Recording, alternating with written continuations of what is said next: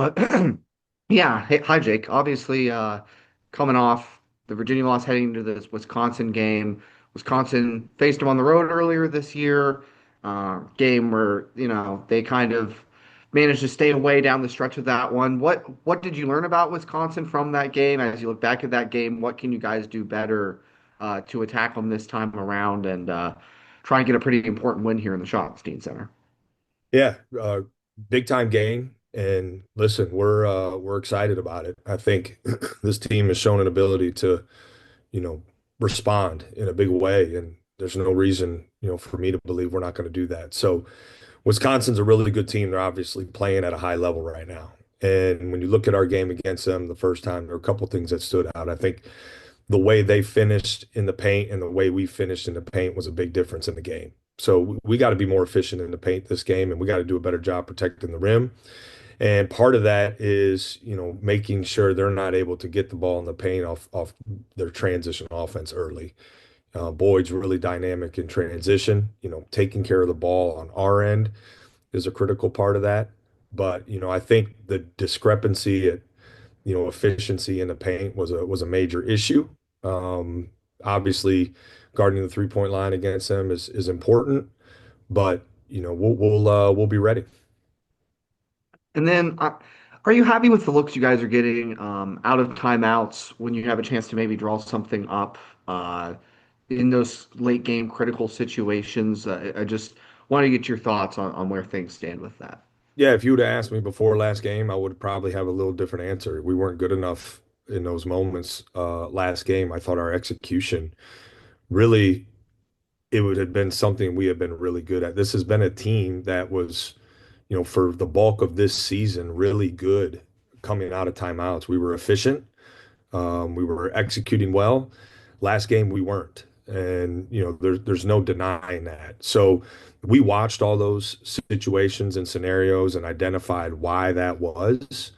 I think when you take out an important piece like Junie in those moments, it can cause you to adjust, which we had to, but we didn't handle the need to adjust in those moments like we should have. And that's something that we own and we got to be better in. But I think no, this team has shown and statistically for the bulk of the season, we've been really good in those situations coming out of timeouts. We That wasn't the case that game, and I certainly got to take a bulk of that responsibility. I got to find a way to get our guys executing better than we did against Virginia in those seven. Been proud of the way we have most of the season, but that wasn't good enough. Thank you. All right, we'll go Pat Murphy and then Adam Jardy. Pat.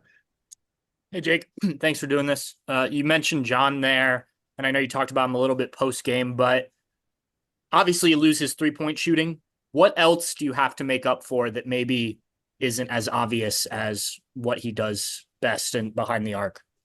Well, his playmaking, most importantly, he's not only has been a proven playmaker, but he's been a proven playmaker at end of games. Even really in the last 2 years. So the playmaking, and I think the other thing that is lost in some of this is the gravity he creates on the court when he's moving and coming off screens, when he's setting a screen, how impactful it can be, for the other guys. So that's part of the difference. And being able to, have someone else create for Bruce at times, and missing that missing part of the element of that is a factor. But listen, it's next man up. We got to find ways to make up for some of that and make adjustments because we don't have anybody else who's exactly like him, right? So that can just naturally step into it. I think Taysom can provide some of those elements. That's going to be important for us. Tilly has been a playmaker for us for, and done it at a really high level at times this season. He's got to get back to that. And, we need Devin to be able to do some of that as well. And so those are the two main things, though, the playmaking, aside from the shot making, right? The playmaking, creating for others or himself, and then, the attention that he gets on the court and the space that creates for other people, the gravity of the defense is another factor. You mentioned Tayson. Obviously, he was the starter there. It seemed like towards the end of the game, he started to run out of some gas. Obviously, he hasn't played that type of minutes. How do you manage that? How do you work with him while John's out to be able to do that if that is the plan going forward? Yeah, well, I think he's earned it with the consistent he's played. We talk a lot about for all our guys as the season progresses, staying ready. And he's done a good job. It's the most minutes he's played in a college basketball game. So against a team that it was clear, part of their game plan when they saw John was out was to, really press more. Like they press, but they did it even more. And so um, we gotta be able to get some consistent and solid bench production. We gotta use timeouts to help, gain some rest. But I think for us, like we got faith in guys. We did things in that game to help us. We had Tilly bring it up, and then they started pressuring him, which is something that they haven't really shown a lot of. Then we started ball screening the press. So we made adjustments to the adjustments, as the game went on. But I think Taysom showed a lot. He showed an ability to play through some fatigue. It's obviously different doing it in practice and in a game in those moments with the game on the line. But I thought he did some real positive things, and he's continued to show some growth for us.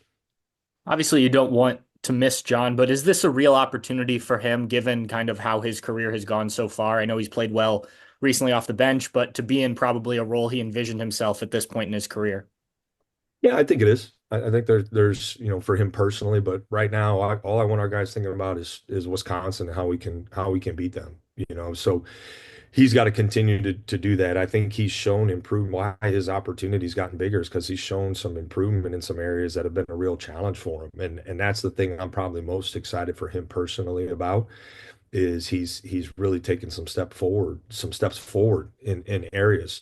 I like the aggressiveness that he's been playing with lately. That has to be a staple for him moving forward. We can't really afford for him to not be aggressive, as throughout the rest of this season. But you know, he's just got to continue to get himself physically and ready to now play more minutes than he ever has, and he can do it. He can do it. We really believe in him. Thank We'll you. go Adam, then Spencer. Adam. Hi, Jake. When we were talking to you after the game about like down the stretch and then putting two to the ball and trying to adjust to what they were doing, how much did you feel Junie's absence in some of that, in that maybe you would have been able to better handle the way they were changing how they were guarding you if you'd have had him in the game next to Bruce? Well, we would have been more familiar with it, I think, as a unit that with Junie out there. But it's no excuse. Like we gotta be able to execute better. It's certainly impacted us. I thought it, honestly, Adam, I thought it impacted us too much. Um, and so we watched all of that and talked through, you know, the things that we could control. And that we didn't do that well. Like we didn't execute well enough on some actions that we've had in, since before the season. That part was disappointing to me. And so we've shown great improvement in those areas. So I got great confidence that we're going to be much better. You guys know how this goes. We're going to be in that situation again, and I got great confidence that we're going to handle it at a high level. Because this to me was more when you look at how it's gone, really in Big Ten play and as the season's progressed, we've shown much improvement in those areas. And then when you look at like those last 10 minutes where I think you're at 59 points there with 10 to go, and then obviously like we just talked about, they changed up some of their coverages. But what were some of the things that like you were showing guys on film or some of the things you were talking about afterward that like you were trying to adjust this? Like what sort of things aside from on court like execution, what sort of coaching things were you trying to switch up in those last 10 minutes to try to regain some of the advantage you had for the first 30? Yeah, well, I think, when you look at some of our scoring in the second half, our best offense came when we were able to get rebounds and go out or force turnovers and get out and score early in the clock. We got a little fatigued there, as far as being able to do that at the level we were capable of. But in that stretch, we had probably two or three shots right at the rim that, we had made for the earlier part of that game. So that hurt compounded with, some of our turnovers. We had a stretch there where it was like 3 or 4 turnovers in a row. That was a big issue because our defense was holding serve. And, we've been working really hard to get our defense, playing um, more consistent, and it did this game. And that's a real positive coming out of this. But, offensively, we didn't quite have the enough collectively to go down and finish the game. And our focus is on the things that we can control. We know how to adjust when teams want to change up their coverage. We've done it well all season. That's why our offensive efficiency has been what it's been. That wasn't a good enough job on our end in regards to, adjusting to what the other team countered our offensive attack with. And we were very specific on how we're going to be better that next time, and I got great confidence we will. Spencer and then Blake. Spencer. Yeah, Jake, with not putting together any win streaks this in the last 2 months, but also not losing multiple games in a row, what have you learned about these guys about not getting too high, not getting too low that you think is going to pay off here in the final 6 games of the regular season? Yeah, listen, I mean, I think there's value in showing an ability to respond after a loss, especially with how challenging our Big Ten schedule is. And I think our guys in this, 5 games and whatever 13-day stretch, which is, I don't know if I've ever been through that level of compression in the schedule. I think it speaks to the toughness we got in our locker room. And guys have continued to show an ability to respond. And you have to be able, we talk all the time about being able to move on to the next play and really next game, win or lose, because getting comfortable when you win isn't the answer either. And so we've just really focused on our approach and how we practice. And I think this team has done a great. Just says a lot about who they are. Says a lot about the connection we have, and says a lot about our toughness. So um, it's time to kind of break that streak in regards to getting a positive streak going, right? Like it's that time of year, and so we've acknowledged you see a couple teams every season this time of year get going, and we have the ingredients, I think, to be one of those teams. Certainly, it's not ideal being down a couple important pieces, but you got to have a really tough team, and I think you got to have great chemistry to get on a run this time of year, and we got a pathway to do that. Certainly, going to be really really challenging considering our schedule, but we got the ingredients to do it. We just got to go out and do it. All right, we'll go Blake and then Jeff. Coach Spencer just touched on it by saying you guys haven't had a losing streak yet this season, and we know that every game is important to win in the Big Ten. So, what is your offensive game plan need to do to change in order to beat Wisconsin and maybe start a winning streak? Yeah, well, I think we got to take care of the ball at a high level against them to keep them out of transition, and we got to manufacture, um, we got to manufacture some better looks through our ball and body movement. And listen, we got to fight fatigue better. I mean, that simple. We got a little stagnant as the game went on, and I think that's got to be something we got to manage. Whether it's a lineup, maybe going to some different lineups that we haven't really played because we're down some pieces, but we have to keep moving. We got to keep moving. We got to keep our spacing because of our lack of movement wasn't as good in the second half as it was the first half. We put in some very specific things to help with that really over the last, 2 weeks. And we did it well and scored off of it against Virginia without going into, all the specific details of that. Like there's some we've provided clarity for guys on what to do in right situations. We got to execute it throughout the entirety of the game.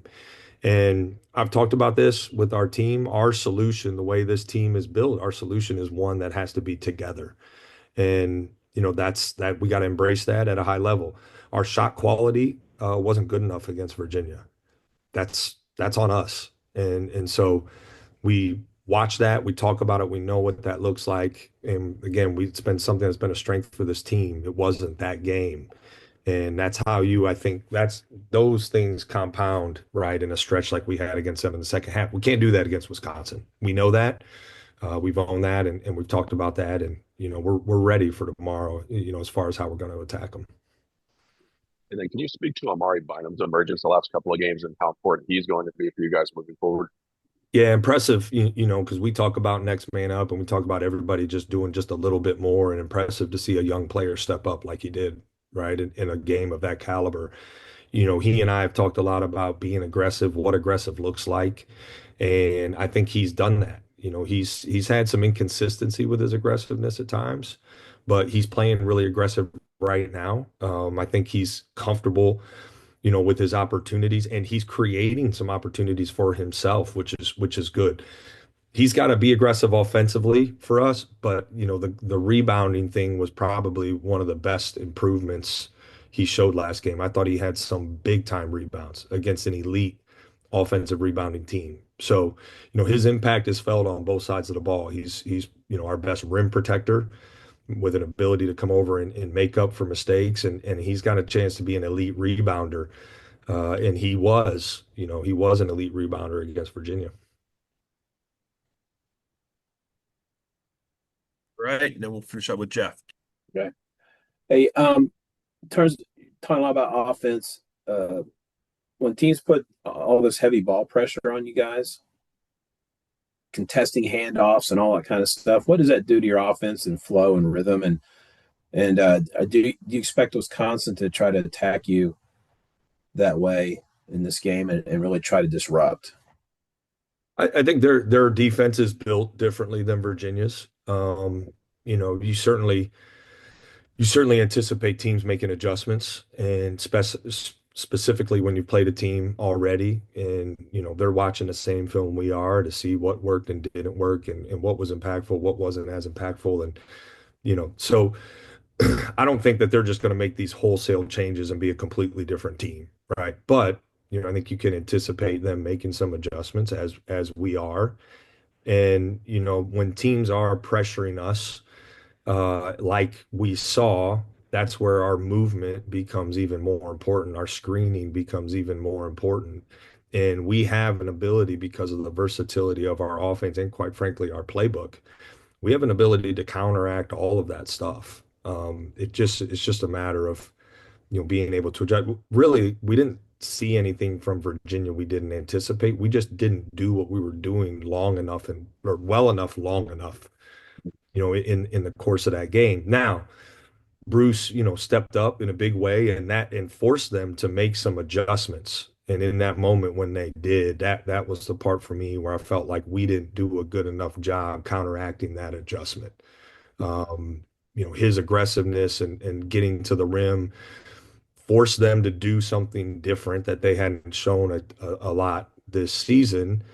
And so, we then, because that's something, guys, we've seen that, right? Like, you guys are why we've seen that adjustment we've seen teams start in that. We know how to handle it. And I think that's the part for me that was just disappointing, was we didn't handle it like we have at times.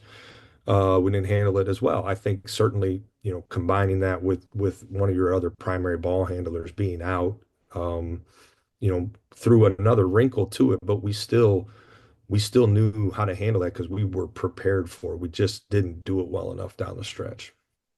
And you have responded game to game very well. You talked about, not losing two in a row type of stuff. But what about this team's, I don't know, mental makeup, ability to take those couple bad possessions and then respond and be really good again? Because that didn't happen soon enough, as you said, in this game. I think back up at Michigan, that things got away from you at the end. It's happened, and you've owned the end of some games and won, and other games have gone like this.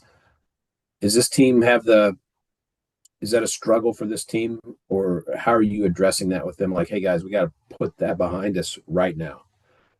Yeah, I think we do. I think we have an ability to handle it really well, and we've shown an ability to handle it really well at times this year. Certainly haven't been perfect, and there's segments of some games we'd like to have back. I think when you look, Jeff, at the common themes in those moments, turnovers have been the most common issue.